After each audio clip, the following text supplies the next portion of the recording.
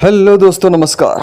कैसे हैं आप सब? उम्मीद करता हूँ कि सब बढ़िया होगा। दोस्तों, दुनिया में कई ऐसे गांव हैं जो किसी न किसी वजह से मशहूर हैं। कोई अपनी खूबसूरती के लिए जाना जाता है तो कोई साफ सफाई के लिए।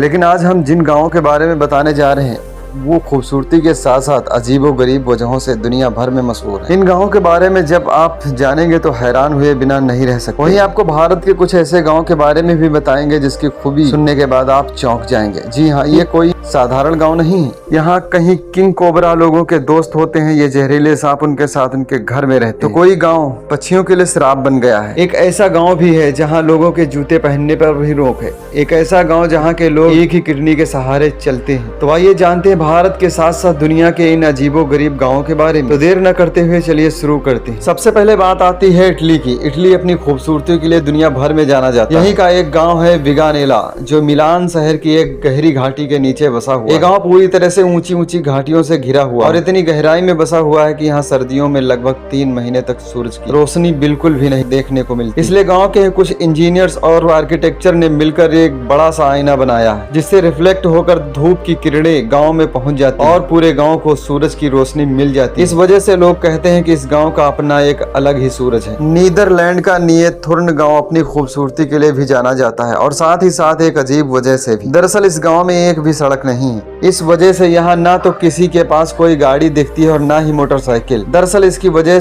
ये है कि ये गांव पानी के ऊपर बसा हुआ है। यहाँ लोग कहीं भी आने जाने के लिए नावों को सहारा लेते हैं। यहाँ घूमने के लिए बड़ी संख्या में लोग दूर दूर से आते हैं। भारत में सोलापुर नाम आपने कई बार सुना होगा। इस जिले में सेतफल नाम का एक छोटा सा गाँव है।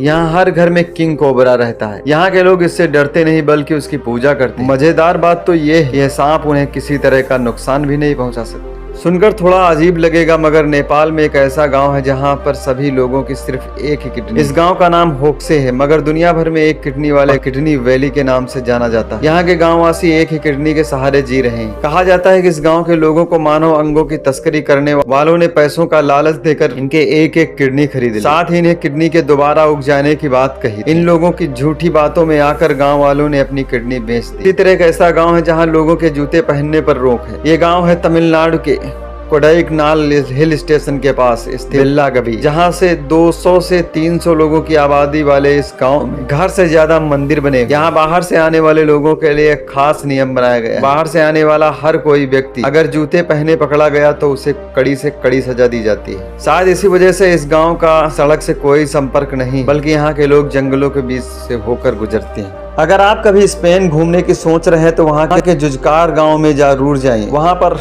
आपको हर घर नीले रंग के पेंट से दिखाई देगा, मानो आसमान जमीन पर उतर आया हो।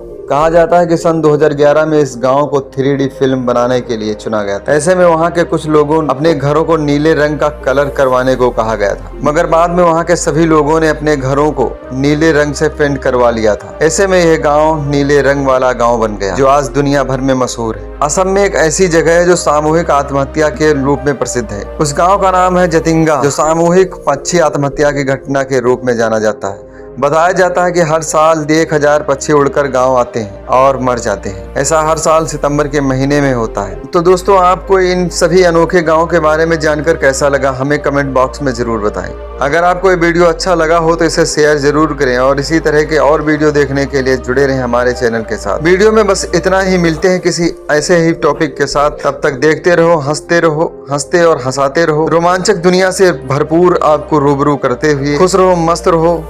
नमस्कार, धन्यवाद।